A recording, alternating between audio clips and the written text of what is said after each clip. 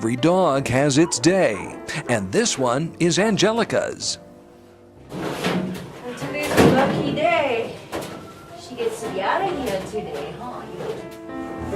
Oh, you're the most prettiest dog in the world.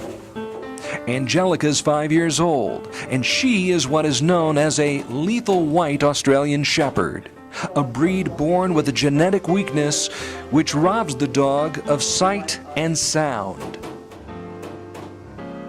So she's deaf and mostly blind. She can see a little bit, not very much. A few years ago, there wasn't much future for a dog like Angelica. But now, thanks to the Humane Society of Utah's Animal Rescue Program, there are bright days ahead for this beautiful girl.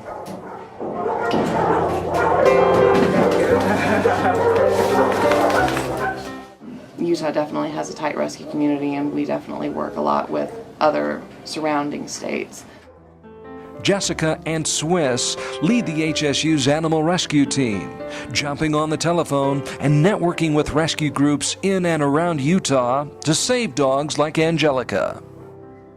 We're really lucky to have a lot of organizations to work with, and to be able to have this position at the shelter where we've developed so many relationships with so many different rescue groups. So when dogs like this come in, we know exactly who we need to try. In this case, Jessica found a rescue group in Denver familiar with the lethal whites, their special needs, and the type of home they should go to.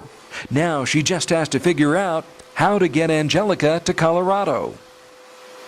Yesterday we just scrambled, and it wasn't until about 9 o'clock last night that I knew we had everything lined up, all of our ducks in a row.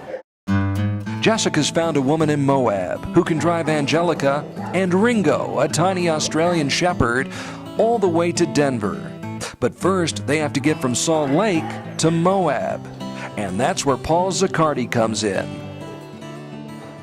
I've been all over the state, rescuing dogs that were on the euthanized list. And we'll get them somewhere where they're safe and no potential for euthanizations. Paul is a volunteer who's agreed to donate his car and his time to transport these dogs to Moab. Next thing you know, I'm getting a call basically from a perfect stranger saying I am 100% willing and able to help. So things like that never cease to amaze. The way I look at it, what I do is very small by comparison, because it's the rescue organizations that are either sending or receiving that, as far as I'm concerned, do the bulk of the work. With Paul, Jessica, Swiss, and a woman in Moab, along with a rescue group in Denver, all working in harmony, Angelica and Ringo are on their way to a new life.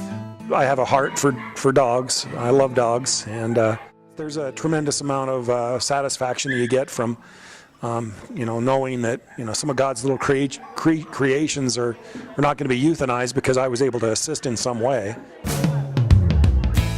Thanks to interstate transports between rescue groups, hopefully more dogs like Angelica and Ringo will have their day.